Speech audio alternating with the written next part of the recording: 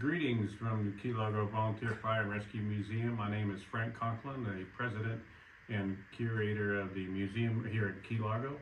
I'm here with Lorena Calderon, which was George Leone's ex-wife, and we're here for a little stories about one of our past fire chiefs.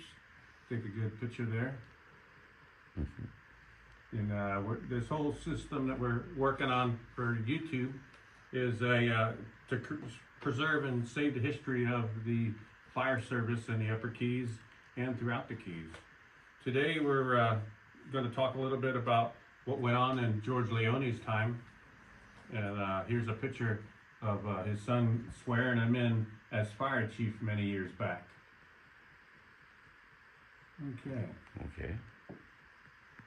And of course, as one officers to the other in 1982-83 season, George Leone was presenting Harry Davis with a Firefighter of the Year video or award.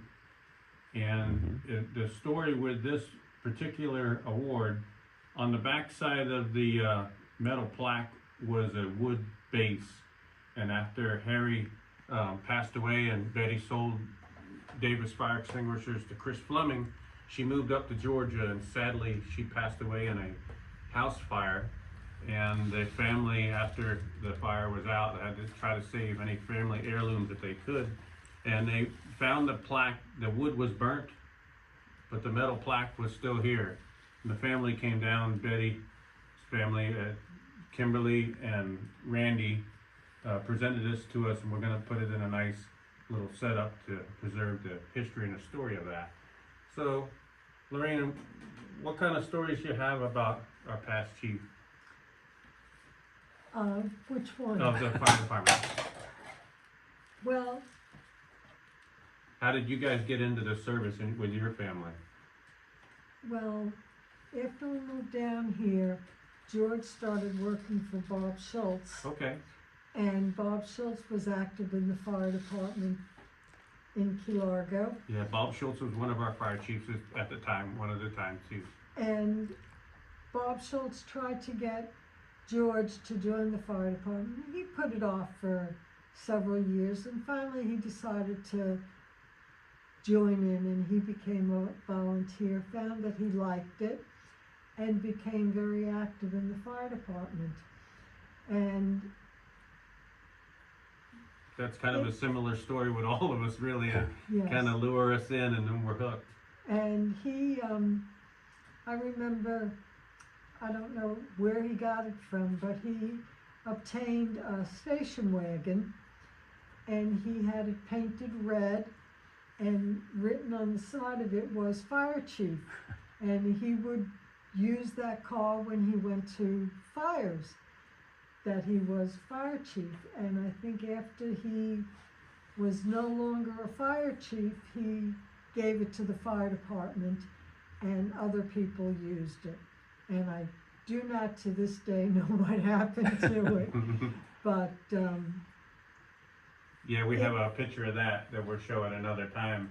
In the background of another picture, it was the old family station wagon, yes. and then they made it dedicated as a chief's vehicle, which in modern times, the county would advance us a certain amount of money throughout the year to pay for a chief's vehicle, and we would get a new chief's vehicle about every 10 years. I think after the station wagon, we went to a Dodge van that was a leftover hand-me-down from the children's shelter. It was like white and blue or something from Tavernier, and we painted it to our colors. And then in 1994, we bought that was our first new vehicle, was a Suburban, and we ran that for another many years and cycled through them because it was a constant emergency vehicle. You couldn't use kind of any more clunkers or anything that we had to deal with in years past. But yeah, that was always a great thing that we had to have the chief's vehicle where they could have their equipment and run the calls. So we got a bunch of photo albums out, looking at pictures from yesteryear, different banquets and awards and all that. Your family was involved in it a lot as well with your sons. Yes. My older son, wasn't interested in the fire department at all. Maybe because he saw how much time it took away from the family, and he wanted to be closer to his family. Yeah, And- they always said that was the fire department was the mistress to the guys, where we always had to run off and leave our families on a birthday, a wedding anniversary, a date, wherever. If the call went off, we had to break away and go to the calls. I remember when we first got our first, I don't even remember what they were called, but it was a, The plectrons, the little pagers. well, no, before this, we had a machine in the house Oh, okay. that sounded when a call came in. If there was a fire, they would